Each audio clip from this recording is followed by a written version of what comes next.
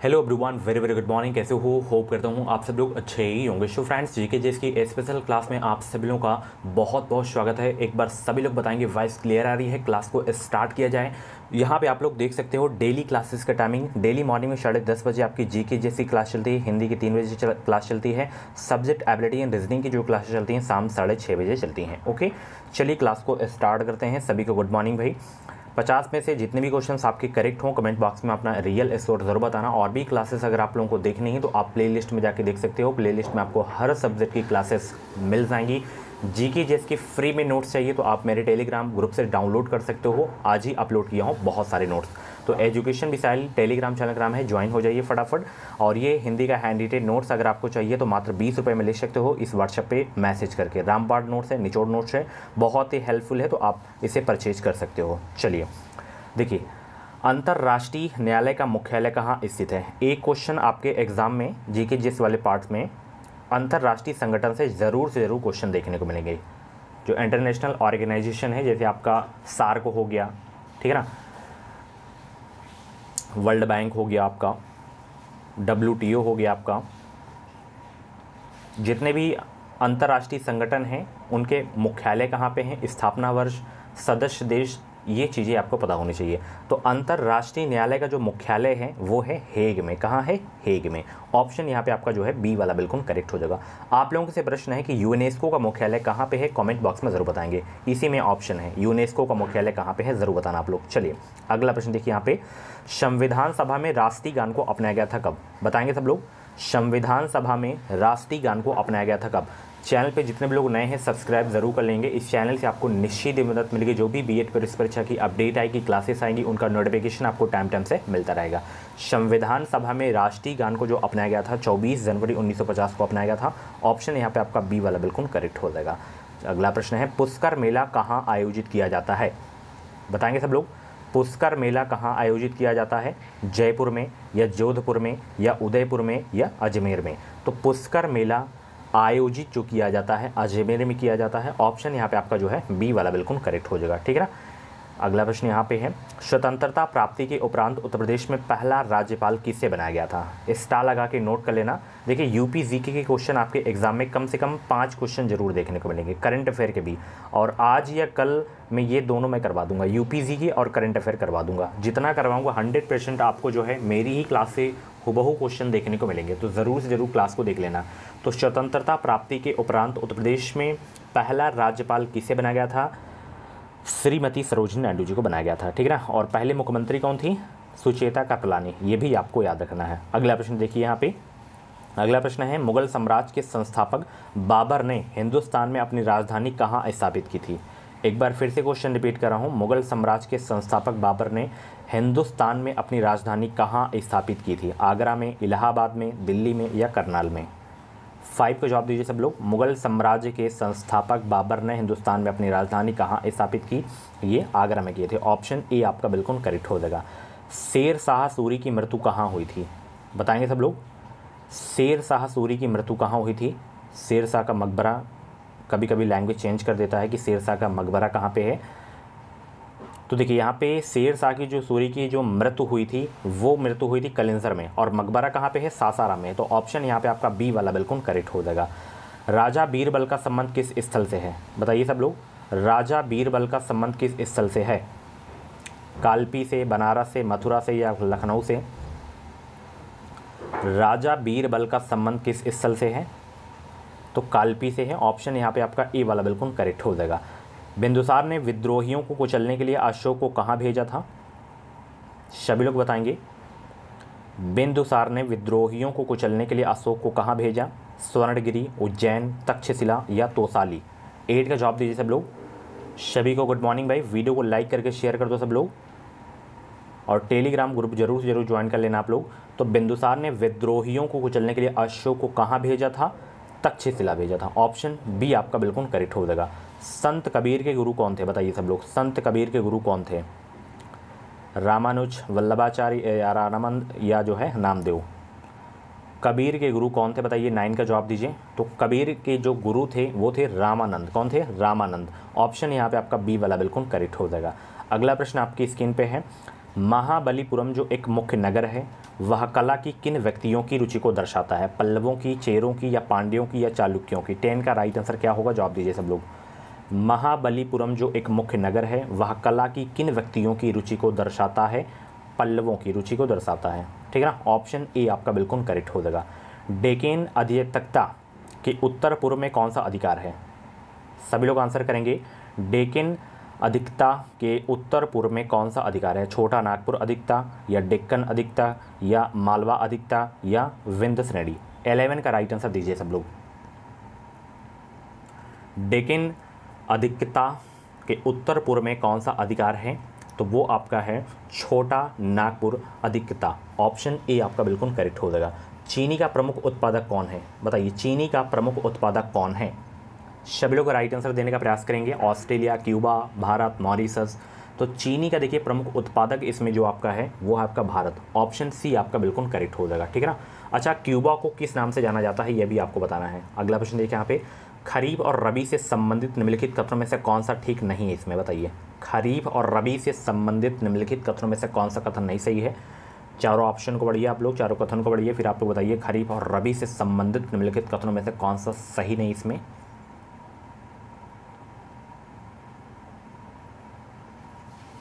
तो देखिए ये बी सी डी ये तीनों कथन सही हैं, खरीफ और रबी से संबंधित। ए वाला आपका नहीं सही है। ठीक है, अगला प्रश्न देखिए यहाँ पे, सूर्य और पृथ्वी के बीच चंद्रमा कब आता है? सभी लोग बताएंगे, सूर्य और पृथ्वी के बीच चंद्रमा कब आता है? चंद्र ग्रहण, सूर्य ग्रहण, नक्षत्र दिन, या पूर्णिमा के दिन? तो सूर्य ग्रहण आपका राइट आंसर हो जाएगा। ऑप्शन बी आपका बिल्कुल करेक्ट हो जाएगा। निम्नलिखित में से किस राज्य में संथाल जनजाति नहीं रहती? बताइए सब लोग, निम्नलिखित में से किस राज्य में संथाल जनजाति नहीं रहती है? बिहार, राजस्थान, पश्चिम बंगाल, या मध्य प्रदेश? तो राजस्थान में संथाल जनजाति नहीं रहती है। ऑप्शन यहाँ पे आपका बी वाला बिल्कुल करेक्ट हो जाएगा। अगला प्रश्न है, किसी जो है प्रदेश के अक्षांश को कोणीय दूरी के किस संबंध से अभिव्यक्त जो है किया जाता है? भूमध्य रेखा, भूमध्य की धुरी, दक्षिण ध्रुव, या उत्तर ध्रुव? 16 का जवाब दीजिए सब लोग। किसी प्रदेश के अक्षांश को कोणीय दूरी के किस संबंध से अभिव्यक्त किया जाता है? तो ये भूमध्य रेखा से अभिव्यक्त किया जाता है। ऑप्शन ए आपका बिल्कुल करेक्ट हो जाएगा। निम्नलिखित में से विशालतम स्तनधारी कौन सा है? हाथी, डायनासोर, व्हेल, या गैंडा? 17 का जवाब दीजिए। निम्नलिखित में से विशालतम स्तनधारी कौन सा है इसमें? वो आपका है व्हेल। क्या है? व्हेल। ऑप्शन बी आपका बिल्कुल करेक्ट हो जाएगा। कौन सा भाग हाथी के गज दंत के रूप में बदलता है? रदनक, दूसरा कृतंक, या अग्रचवर्णक, या चवर्णक? कौन सा भाग हाथी के गजदंत के रूप में बदलता है? 18 का जवाब दीजिए। और वीडियो को आप लोग लाइक नहीं कर रहे हो तो फटाफट वीडियो को लाइक करके शेयर कर दो, और जितने लोग नए हैं सब्सक्राइब ज़रूर कर लेंगे। इस चैनल से आपको निश्चित ही मदद मिलेगी, आगे भी आपको हेल्प मिलेगी। जैसे एग्ज़ाम के बाद का प्रोसेस क्या होता है, काउंसलिंग में कौन कौन से डॉक्यूमेंट्स लगते हैं, काउंसलिंग कैसे की जाती है, एडमिशन का प्रोसेस क्या होता है, सारी जानकारी आपको मिलती रहेंगी। तो कौन सा भाग है जो हाथी के गजदंत के रूप में बदलता है? वो आपका है दूसरा कृतंक, जो हाथी के गजदंत के रूप में बदलता है। ऑप्शन सी आपका बिल्कुल करेक्ट हो जाएगा। अगला प्रश्न है, प्रकाशीय तंतु किस परिघटना पर आधारित है? बताइए सब लोग, प्रकाशीय तंतु किस परिघटना पर आधारित है? व्यक्तीकरण, विवर्तन, परिक्षेपण, या पूर्ण आंतरिक परिवर्तन? 19 का जवाब दीजिए सब लोग। प्रकाशीय तंतु किस परिघटना पर आधारित है? ये पूर्ण आंतरिक परिवर्तन पर आधारित है। ऑप्शन यहाँ पे आपका डी वाला बिल्कुल करेक्ट हो जाएगा। आजकल सड़कों पर रोशनी के लिए जो है प्रायः पीले लैंपों का प्रयोग किया जाता है। उन लैंपों में निम्न में से किस गैस का प्रयोग किया जाता है? सोडियम, हाइड्रोजन, नियॉन, या नाइट्रोजन? 20 का जवाब दीजिए सब लोग। आजकल सड़कों पर रोशनी के लिए जो है प्रायः पीले लैंपों का प्रयोग किया जाता है। उन लैंपों में किस गैस का प्रयोग किया जाता है? तो उसमें सोडियम गैस का प्रयोग किया जाता है। 20 का ऑप्शन ए आपका बिल्कुल करेक्ट हो जाएगा। अगला प्रश्न आपकी स्क्रीन पे है, मरीचिका एक उदाहरण है किसका? बताइए सब लोग, मरीचिका एक उदाहरण है किसका? केवल प्रकाश की अपवर्तन का, केवल प्रकाश के पूर्ण आंतरिक परिवर्तन का, या प्रकाश की अपवर्तन और पूर्ण आंतरिक परिवर्तन का, या केवल प्रकाश के परिक्षेपण का? तो मरीचिका एक उदाहरण है किसका? तो ये केवल प्रकाश के अपवर्तन का उदाहरण है मरीचिका। ऑप्शन ए आपका बिल्कुल करेक्ट हो जाएगा। आकाश में नीला रंग प्रकट होने के साथ संबंधित प्रकाश की परिघटना है? व्यक्तीकरण, या जो है परावर्तन, या प्रकीर्णन, या अपवर्तन? बताइए। 22 का जवाब दीजिए सब लोग। आकाश में नीला रंग प्रकट होने के साथ संबंधित प्रकाश की जो है परिघटना है, तो वो है आपकी प्रकीर्णन। ऑप्शन डी आपका बिल्कुल करेक्ट हो जाएगा। निम्न में से किस क्षेत्र में स्प्रेडशीट सॉफ्टवेयर अधिक उपयोगी होता है? निम्न में से किस क्षेत्र में स्प्रेडशीट सॉफ्टवेयर अधिक उपयोगी होता है? मनोविज्ञान, सांख्यिकी, प्रकाशन, संदेश प्रेषण। 23 का जवाब दीजिए सब लोग। निम्न में से किस क्षेत्र में स्प्रेडशीट सॉफ्टवेयर अधिक उपयोगी होता है? तो वो है सांख्यिकी। ऑप्शन सी आपका बिल्कुल करेक्ट हो जाएगा।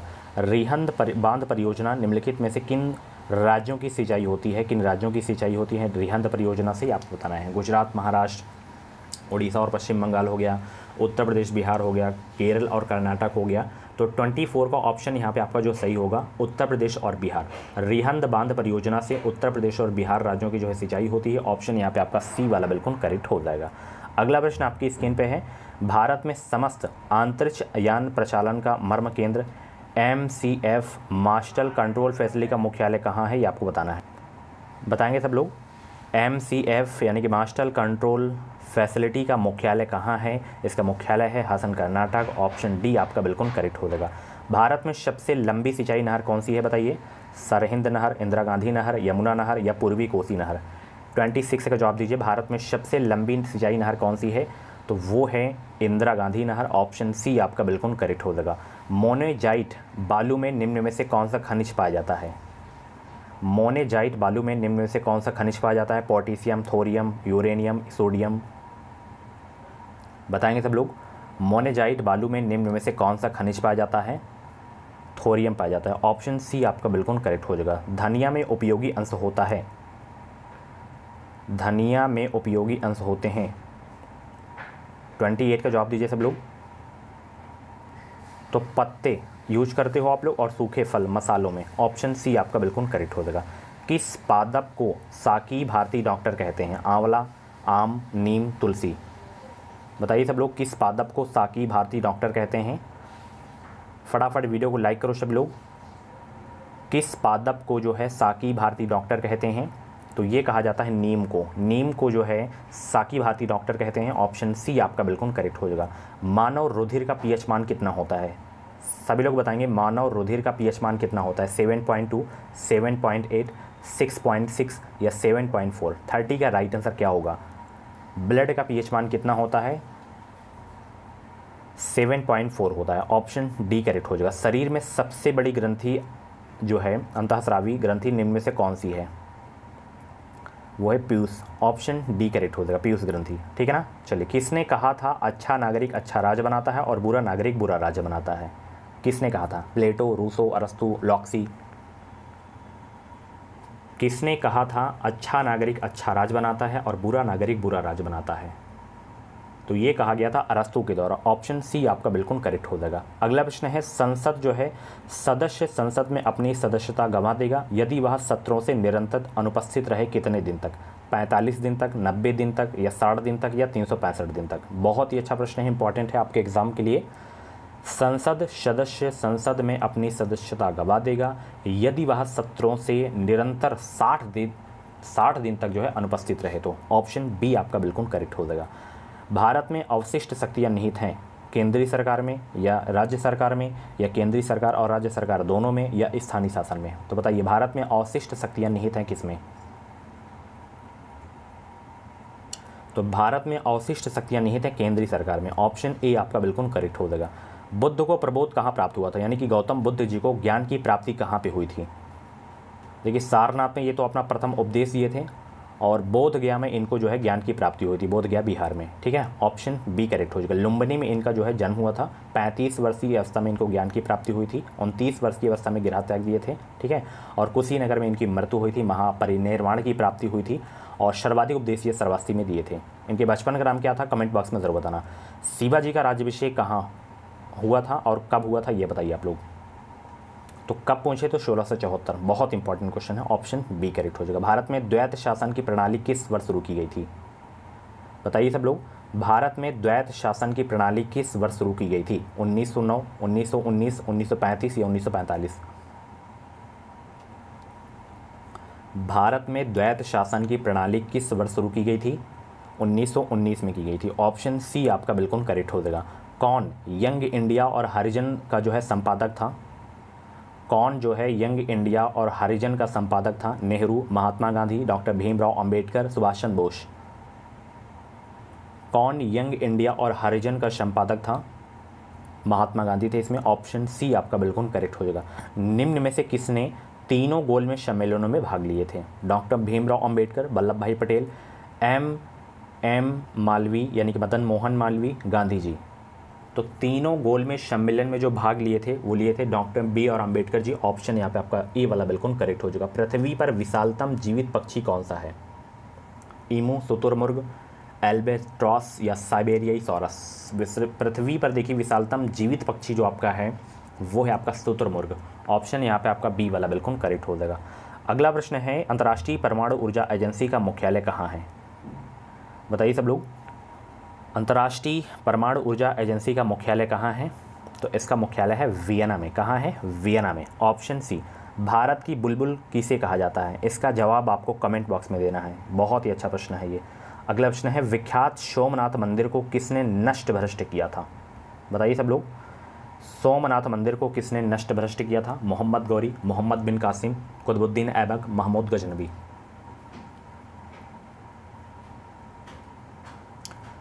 तो देखिए विख्यात सोमनाथ मंदिर को जो नष्ट भ्रष्ट किए थे महमूद गजनवी किया था। ऑप्शन यहाँ पे आपका डी वाला बिल्कुल करेक्ट हो जाएगा। अगला प्रश्न है, कौन फास्फोरस का एस किस में नहीं है? कौन फास्फोरस का एस नहीं है इसमें? ग्रेनाइट आपका नहीं है। ऑप्शन सी करेक्ट हो जाएगा। कितने आधातु तत्व समान तापमान पर तरल अवस्था में होते हैं? 1, 5, 7, 3? कितने आधातु तत्व सामान्य तापमान पर तरल अवस्था में होते हैं? एक आधातु तत्व। ऑप्शन ए करेक्ट हो जाएगा। मॉर्निंग स्टार किसे कहा जाता है, यानी कि भोर का तारा किसे कहा जाता है? मंगल, शुक्र, बृहस्पति, शनि? तो देखिए मॉर्निंग स्टार कहा जाता है शुक्र को। किसे कहा जाता है? शुक्र को कहा जाता है। ऑप्शन बी करेक्ट हो जाएगा। अगला प्रश्न है, और नीला ग्रह किसे कहा जाता है? नीला ग्रह पृथ्वी को। चुनाव आयोग में अध्यक्ष सहित कुल कितने सदस्य होते हैं? 3, 8, 2, 5? 47 का राइट आंसर दीजिए।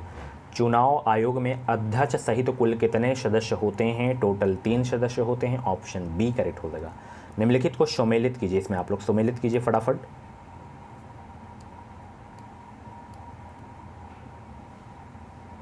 48 का जवाब दीजिए सब लोग। तो लिग्नाइट का कोयला में चला जाएगा, और यहाँ पे आपका जो है बॉक्साइट का जो है चला जाएगा एल्युमिनियम में। बॉक्साइट का एस का क्या है? एल्युमिनियम। उसके बाद मैग्नेटाइट आपका जो है लोहा में हो जाएगा, पायराइट आपका तांबा में हो जाएगा। ऑप्शन सी करेक्ट हो जाएगा। ठीक है, चलिए अगला प्रश्न देखिए यहाँ पे, किस शासक ने वातापी कोड की जो है उपाधि धारण की थी? राजेंद्र चोल, पुलकेशिन द्वितीय, नरसिंह वर्मन प्रथम या विक्रमादित्य द्वितीय?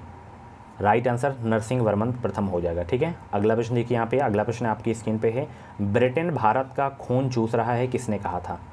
मोतीलाल नेहरू, दादा भाई नौरोजी, सुभाष चंद्र बोस या लाला लाजपत राय? तो ये कहते दादा भाई नौरोजी। ऑप्शन सी करेक्ट हो जाएगा। Grand old man of India के नाम से किसे जाना जाता है? कमेंट बॉक्स में जरूर बताना, ऑप्शन इसी में है। ठीक है, सो फ्रेंड्स ये थी आज की जो है जीके जैसी क्लास। कैसी रही क्लास कमेंट बॉक्स में अपना फीडबैक जरूर देना।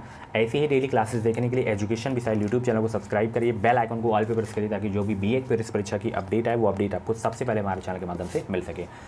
Thank you so much, bye bye, take care. मिलते हैं अगली क्लास पे। हिंदी का हैंडी नोट चाहिए तो आप जो है व्हाट्सएप पे मैसेज कर सकते हो। Thank you so much, bye bye, take care.